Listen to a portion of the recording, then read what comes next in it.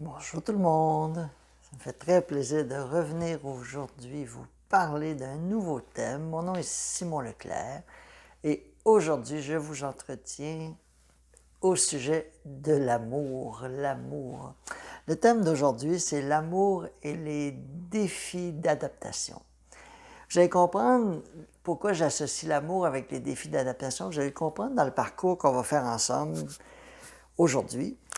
Parce que quand on parle d'amour, d'abord, on nous ramène à la naissance. Vous savez, j'en ai souvent parlé, que le premier mouvement d'un être humain, c'est de vouloir être aimé. Tous les êtres humains. On est long comme ça. On n'a rien appris.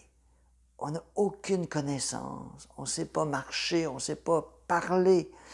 On ne sait pas jouer du piano, on ne sait pas tenir un marteau. On ne sait pas comment faire de la bicyclette. Et pourtant, on veut être aimé.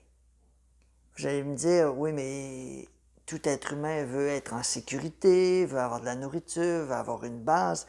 Mais au-delà des besoins essentiels, on veut être aimé. On veut être aimé par qui? Par le comité d'accueil, nos parents, papa, maman, qui vont nous offrir ce qu'ils ont eux-mêmes reçu. On est d'accord. Et souvent, les femmes vont avoir cet accueil beaucoup plus rapide que les hommes qui ont plus tendance à attendre d'avoir une relation avec l'enfant avant d'interagir. Et l'enfant va, sans s'en rendre compte, vraiment interpréter que tant et aussi longtemps qu'il n'a pas accompli des choses, l'amour ne lui est pas destiné. Bien sûr, c'est une interprétation que l'on fait car on sait très bien que les êtres humains qui regardent les bébés, ce n'est pas tout le monde qui sont d'emblée attirés vers les enfants. Et souvent, quand il y a une famille nombreuse avec d'autres enfants, le père est occupé à faire autre chose. Donc, c'est la base. Je le décris beaucoup dans mon livre, j'en ai déjà parlé, c'est pas la première fois que je l'adresse. C'est pas moi non plus qui l'apporte, c'est dans plein d'enseignements un peu partout. On comprend qu'à la base, un être humain veut être aimé. Puis en même temps, si on apprend qu'on est aimé parce qu'on a accompli des choses, on entre sans s'en rendre compte graduellement dans l'amour conditionnel. On va être aimé inconditionnellement, mais si on nous apprend qu'on est aimé lorsqu'on accomplit certaines choses, certaines tâches, certaines fonctions, quand on aide maman à la maison, qu'on est une bonne personne, tranquille, qui ne dérange pas, qui est toujours serviable et qu'on reçoit l'amour, c'est tentant d'imaginer que l'amour est toujours associé à notre dimension serviable. Et là, par la suite, on essaie de comprendre qui on est, mais on perd de vue notre essence parce qu'on apprend d'abord qu'on est aimé lorsqu'on accomplit certaines tâches et non lorsqu'on est nous-mêmes. Voilà une grande question. C'est pas tout à fait le thème d'aujourd'hui, mais je vais quand même mettre la base, mettre la table de la rencontre aujourd'hui pour que vous compreniez que si on veut être aimé inconditionnellement et que tout ce qu'on reçoit, c'est de l'amour conditionnel, on va se contenter d'un amour conditionnel qui va faire quoi? Qui va inverser l'équation, qui va partir de qui suis-je, qu'est-ce que j'aime, qu'est-ce que je veux faire dans la vie, à qu'est-ce qu'on attend de moi, qu'est-ce qu'il faudrait que je fasse pour être aimé, comment je devrais me comporter. Et comme je l'ai dit tout à l'heure, le premier mouvement, c'est d'abord de vouloir être aimé, ensuite, c'est de se réaliser. Comme adulte, c'est l'inverse. On veut d'abord se réaliser, puis on se dit, bon, ben tant pis, si les gens m'aiment pas, on fera avec. C'est pas tout le monde qui font ça, mais on pourrait dire que comme adulte, on apprend à relativiser l'amour. On se dit, oui, mais c'est pas tout le monde qui peut m'aimer, donc de toute façon, j'attendrai pas que tout le monde m'aime avant de m'accomplir. Je vais m'accomplir, puis tant mieux ceux qui m'aiment dans le processus. Donc, vous comprenez que comme adulte, on inverse l'équation, mais l'enfant intérieur, la dimension en nous, veut d'abord être aimé. Donc, cette dimension-là, elle est la base de notre équilibre. Et si on ne fait que mettre des confitures, j'ai aimé mon exemple, mettre des confitures sur cette sensation-là, sur la tranche de pain de je vais être aimé inconditionnellement, puis on dit non, non, non, on est rendu adulte, on est mature, on a appris par la croissance personnelle, par plein d'ateliers, là, que c'était moi qui étais en priorité, puis je n'ai pas à attendre des autres, puis tant pis pour eux s'ils ne comprennent pas qui je suis. On le comprend dans l'essence, mais dans la pratique, c'est une expérience qui n'est pas aussi simple que ça à intégrer parce qu'à la base, on veut être aimé inconditionnellement. Et si cet amour-là ne nous est pas offert à la base, on va s'adapter. Bien sûr, il n'y a rien de fatal. Je ne suis pas en train de dire qu'on est condamné toute notre vie à inverser l'équation, mais on doit la comprendre parce que si on ne comprend pas cette base-là en nous et qu'on essaie juste de s'adapter à l'extérieur, bien, vous allez voir que, si je parle de mon exemple, moi, je suis le plus jeune j'ai un frère jumeau d'ailleurs, que je salue en passant. Donc, si je parle de mon exemple, moi, je sais que dans ma famille, on est 5 garçons, les frères plus vieux, eux autres étaient très poussés vers la performance, le sport, la réussite, le succès, la course, on regardait les Olympiques en famille, on valorisait la performance.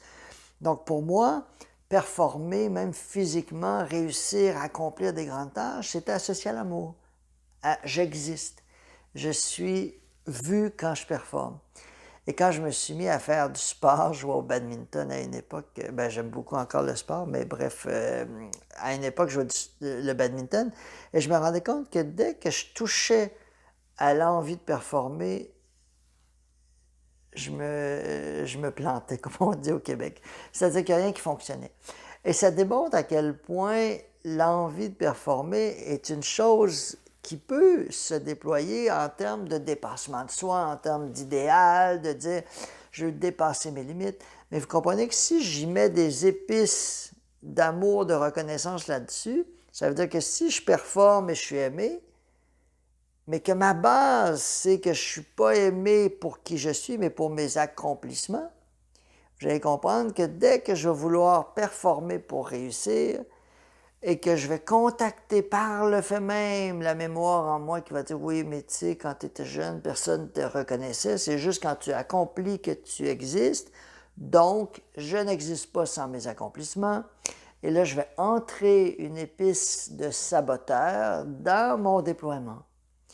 Évidemment, comme on veut tous se déployer dans la vie, on veut prendre de l'expansion, on doit gérer en parallèle une autre dimension de nous qui veut d'abord être aimée, et idéalement inconditionnellement. C'est comme ça que l'équation entre l'extérieur et l'intérieur se côtoie, se met en branle, se met en place. Maintenant, le thème d'aujourd'hui, je voulais vous parler des défis d'acceptation. Parce que si ça s'applique à nous, ça s'applique aussi aux autres. Et vous comprenez que si dans le monde spirituel, dans le monde de la croissance, on apprend l'amour, on apprend bien sûr non pas à se renier pour être aimé, non pas à dire, regarde, je renonce à mes besoins pour que les autres m'aiment. Mais on apprend quand même qu'un maître spirituel, quelqu'un qui atteint un niveau de conscience de plus en plus large, est quelqu'un qui aime inconditionnellement. Donc, on apprend l'amour inconditionnel.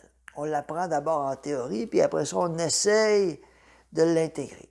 Puis là, qu'est-ce qu'on va faire dans la vie? Bien, on va se trouver des contextes où on va pouvoir expérimenter l'amour inconditionnel.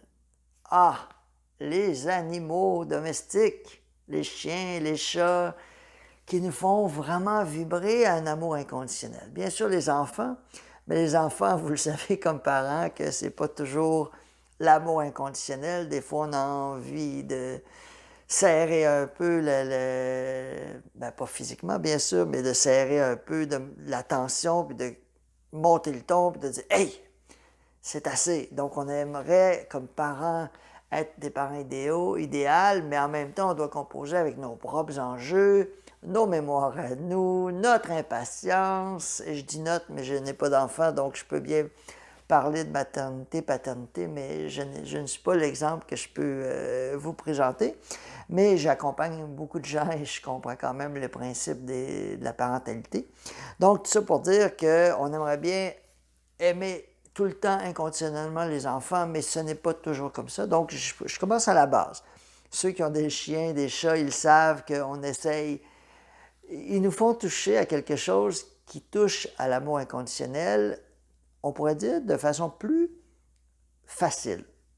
C'est sûr que les enfants, je le sais, les parents, ils vont me dire « Oui, mais c'est sûr que quand je pense à mon enfant, avec un petit peu de recul, pas quand je gère une situation complexe, mais avec un peu de recul, j'y touche à l'amour inconditionnel. » Donc, c'est l'amour inconditionnel dont je vais vous parler aujourd'hui. Mais je voulais juste parler des animaux juste parce qu'ils ont cette vibration-là qui sollicite plus rapidement cette vibration-là d'amour inconditionnel. Maintenant, on aimerait l'appliquer dans la vie de tous les jours, mais vous comprenez que notre cerveau n'est pas structuré pour aimer inconditionnellement tout le monde. Il y aura toujours un enjeu qui va nous ramener à nous. Il y aura toujours un enjeu qui va dire, oui, mais j'aime tout le monde inconditionnellement, mais mon voisin n'est pas gentil, justement avec son chien. Il parle, il tire le chien, puis il est toujours à le contrôler, puis à lui crier après, puis tout ça, puis j'ai de la difficulté avec le voisin. Tout d'un coup, j'aime tout le monde, mais sans le voisin. Ou j'aime ma famille, mais pas la belle-sœur, le beau-frère. Ou j'aime une situation de la vie, mais pas cette personne-là qui me fait vivre telle chose. Donc, voyez-vous, à travers l'amour inconditionnel, on pourrait bien le mettre comme un grand concept, un idéal, mais j'aime bien personnellement inverser l'équation.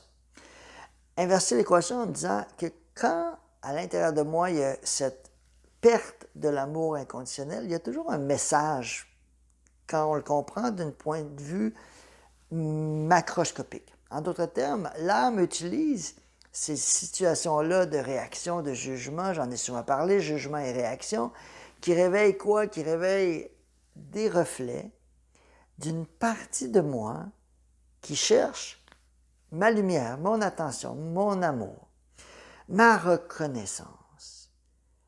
J'ai souvent parlé de cohabitation. La plus belle façon pour moi d'imaginer l'incarnation, c'est d'imaginer qu'on cohabite avec une partie de nous que j'appelle déjà rendue, déjà un maître, déjà ascensionné, déjà dans la sagesse divine, et une autre partie de nous plus humaine, avec ses enjeux, avec ses paramètres, avec ses défis d'adaptation, avec ses défis d'acceptation.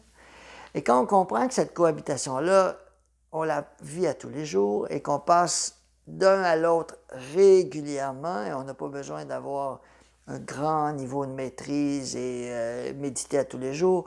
On le fait dans des moments où on touche à quelque chose de beaucoup plus neutre, beaucoup plus dans l'acceptation, beaucoup plus dans l'accueil inconditionnel. On va y toucher. Bien sûr, par la suite, on peut se mettre au défi, on peut se mettre en enjeu de comparaison. Vous savez, quand j'ai écrit le livre Devenir complet, j'étais tellement dans une bulle que chaque fois que j'écrivais un passage, je sentais tous les lecteurs qui allaient le lire dans le futur. J'étais vraiment connecté. Ça a duré 6 mois, j'en ai souvent parlé, là, mais c'est un processus qui était comme une grossesse. Et je sentais toujours les autres qui allaient lire le livre. J'étais vraiment comme dans une bulle, sans jamais me comparer. Et c'est quand j'ai commencé à vouloir sortir, parler du livre, que là, je suis entré dans le piège de la comparaison, de qu'est-ce qui était mieux, qu'est-ce que j'avais fait, est-ce que c'était mieux, c'était moins, l'autre était mieux. Et là, je suis entré complètement dans la dualité de mon expérience. Donc, en d'autres termes, j'ai cohabité entre la partie de moi qui était dans un état second quand j'écrivais le livre, qui cohabitait ou qui communiquait avec un univers plein d'amour, qui transmettait une sagesse à travers ce que je pouvais en capter.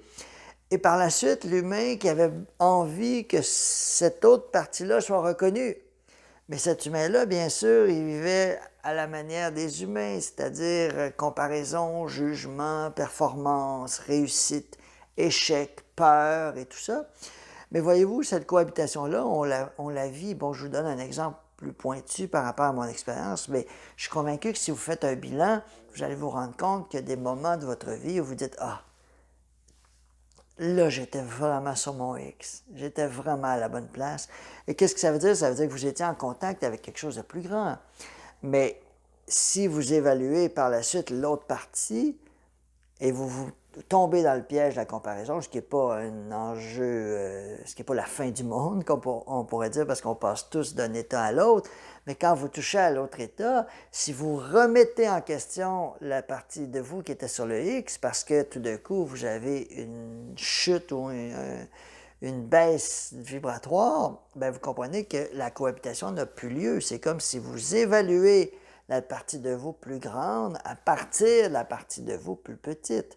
Mais quand on comprend qu'il y a une cohabitation, on comprend vraiment que l'évolution, ce n'est pas de faire évoluer la petite partie de nous vers la grande, mais de passer vraiment d'un état à l'autre. Et donc d'avoir beaucoup de compassion parce que quand on touche à la partie plus fragile et vulnérable de nous, on sait qu'on a aussi la grande partie de nous. Et quand on se place, dans mes soins, c'est ce que je fais, j'invite les gens à se placer dans un état méditatif plus expansif. En fait, on passe la première demi-heure à aller nommer, pointer, cibler l'élément qui est plus compliqué. Et ensuite, on fait une pause, on rentre dans un état plus méditatif, expansif, et on se met dans un état où on va toucher à l'autre partie plus grande de nous. On va toucher à la dimension plus lumière de nous. Et de là, de cette station, si vous voulez imaginer un étage, une station céleste, d'un étage plus large, on s'en va rencontrer la partie de nous plus vulnérable et on la laisse bouger émotionnellement, vibratoirement. Et c'est à ce moment-là qu'on va vraiment pouvoir accompagner la partie humaine de nous vers sa lumière.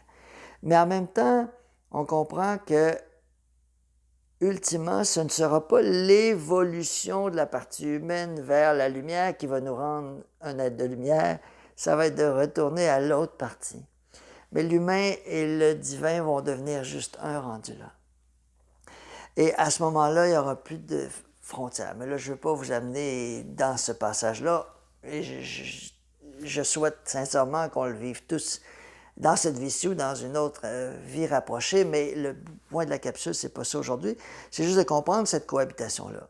Donc, si on revient au thème d'essayer d'expérimenter l'amour, on pourrait se dire que le piège pour nous, c'est de forcer l'amour inconditionnel, de dire oui, mais là, il faudrait que j'aime cette personne-là qui me dérange, il faudrait que j'aime ce voisin-là qui est pas gentil avec son chien, il faudrait que j'aime cette collègue-là, alors que l'autre exemple, qui n'est pas mieux non plus, de dire, ben regarde, c'est comme ça, je l'haïs, puis je l'aime pas, puis je veux rien savoir de cette personne-là.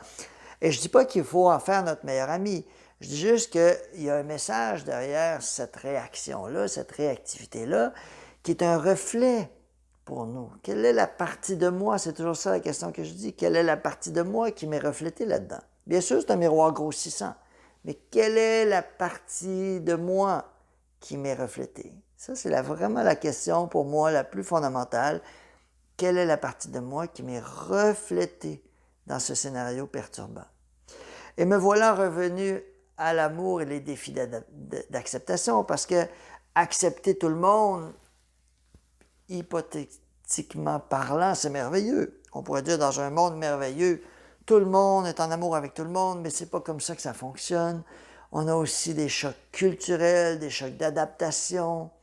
Vous savez, ceux qui ont voyagé, vous le savez, on arrive dans une culture. Bien sûr, on veut, en théorie, être ouvert, être rempli d'acceptation, mais c'est pas aussi simple que ça quand on arrive. J'ai fait un voyage au Vietnam, puis bon, je veux pas être morbide aujourd'hui, mais il y en a là-bas qui mangent justement nos petits animaux de compagnie. Donc, quand on arrive là, c'est très difficile pour un cerveau comme le mien, en tout cas, comme le vôtre probablement, d'accepter ça, parce qu'on se dit, oui, mais voyons, un chien, un chat, c'est tellement gentil, on ne peut pas les manger.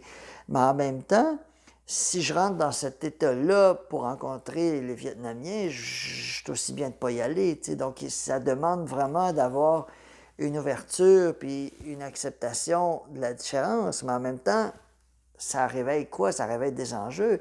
Et ça réveille des enjeux de, on pourrait dire, barbarie ou quelque chose comme ça. Mais si je me pose l'autre question suivante, je me dis, bon, ben, quelle est la partie de moi qui a déjà été barbare? Et là, c'est assez rapide que je vais y trouver une réponse. Peut-être que je n'aurai pas les informations complètes, mais je vois à travers ce geste-là quelque chose de supposément inhumain. Mais si on arrive chez des êtres qui, eux, sont en survie et qui n'ont pas le même rapport avec la nourriture, qui ne vont pas acheter l'épicerie de la même façon, bien pour eux, c'est une ressource assez facile à aller chercher. C'est une matière première qui est accessible. Donc, vous comprenez que le paramètre entre notre culture et l'autre n'est pas si simple à faire arrimer.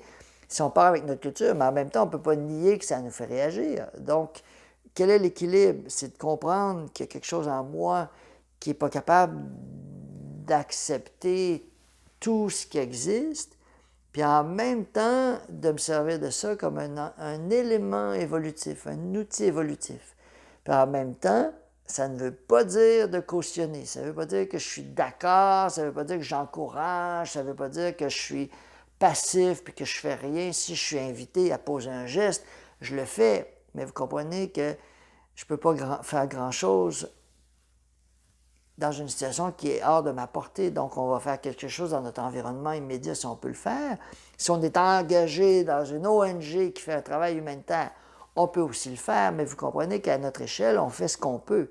La seule chose, c'est que le miroir qui m'est reflété est intéressant de le comprendre. Et comme on n'est pas capable d'aimer tout le monde, ben, qu'est-ce qu'on fait dans la vie? On se trouve des êtres avec lesquels on va expérimenter l'amour. Et c'est ça ma conclusion aujourd'hui. On le fait tous. On cherche à vivre un compagnon de route, une compagne de route, un ami sincère, une amitié sincère, un animal domestique, des enfants, des parents, des voisins, des gens avec qui on s'entoure, une communauté de gens avec qui on s'entoure pour expérimenter l'amour à une petite échelle. Pourquoi? Parce qu'on n'est pas équipé dans notre cerveau humain pour aimer la planète au complet. On va donc revivre dans un microcosme la fréquence d'amour de la maison, de la source, de où on vient, de nos origines. On vient d'un monde où l'amour est beaucoup plus facile à expérimenter. Pourquoi? Parce qu'on est liés les uns les autres et il n'y a que des familles d'âmes. Dans l'univers, on pourrait dire que les êtres se réunissent en familles d'âmes.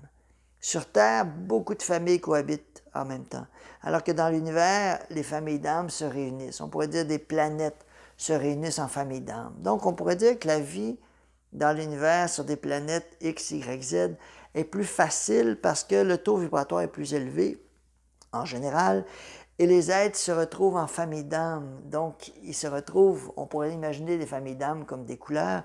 Les bleus sont avec les bleus, les jaunes avec les jaunes, les rouges avec les rouges. Donc, c'est plus facile de cohabiter. Alors que sur notre planète, on cohabite avec toutes sortes de personnes, toutes sortes de gens qui ont des cultures, des visions différentes. Bien sûr, on a les cultures, les langues ici, mais symboliquement, ça représente aussi des familles d'âmes différentes qui cohabitent ensemble. Donc, le défi sur Terre, c'est pas d'aimer tout le monde, c'est de trouver le moyen que ça fonctionne, trouver le moyen de respecter les différences et de trouver une façon de cohabiter de façon harmonieuse.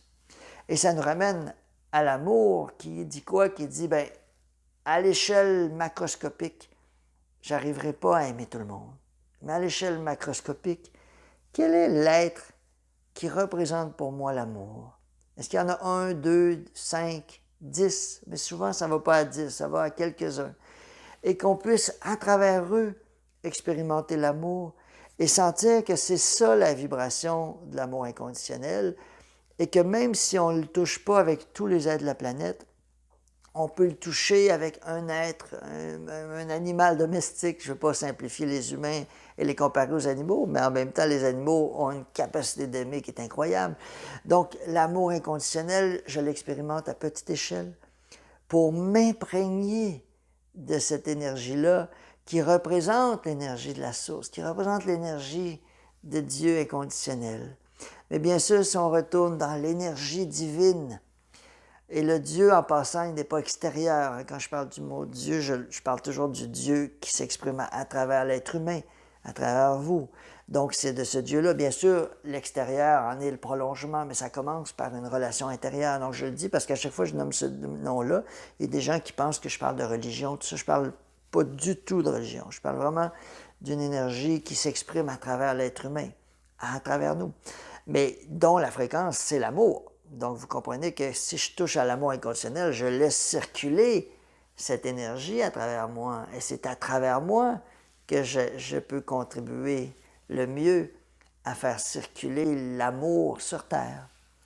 J'avais envie de vous parler d'amour aujourd'hui parce que l'amour, c'est la vie. C'est aussi un enjeu important sur Terre. Et c'est aussi, au-delà des relations humaines, des couples et duos, c'est aussi une expérience qui se vit dans l'amitié, dans quelque chose de plus guérisseur à une grande échelle. Et c'est fascinant, comme je le disais tout à l'heure, je n'ai pas d'enfant, mais j'expérimente l'amour à travers toutes sortes de relations, à travers ma clientèle, à travers des gens dont les histoires me touchent profondément et ça me permet de sentir l'amour. Donc, je suis convaincu que vous avez votre façon à vous d'expérimenter l'amour, mais j'avais envie qu'on parle d'amour aujourd'hui, qu'on dédramatise notre incapacité à aimer tout le monde, sans non plus se camper en disant ben, c'est comme ça, je l'aime pas. Juste comprendre un équilibre entre si je suis dérangé, perturbé par un défi amoureux, j'ai de la difficulté à entrer en relation avec une personne, de me servir de cette situation-là comme un outil d'évolution, tout en maintenant la fréquence de l'amour avec peut-être les structures, les êtres, les voisins avec lesquels je peux le mieux l'expérimenter, sans me fermer aux autres. Voilà, en restant ouvert sur le monde, mais en comprenant que je n'ai pas un cerveau humain organisé pour aimer tout le monde, mais pour en aimer quelques-uns. Et à travers eux, j'expérimente l'amour universel. Voilà. Si ça vous tente de venir me voir en consultation, je suis toujours heureux de vous accueillir. Vous avez aussi des ateliers qui s'en viennent très bientôt. J'en donne un dans quelques jours d'ailleurs sur Zoom. J'aurai tous les détails sur mon site Internet. Et sinon, je vous souhaite une très belle journée et au plaisir.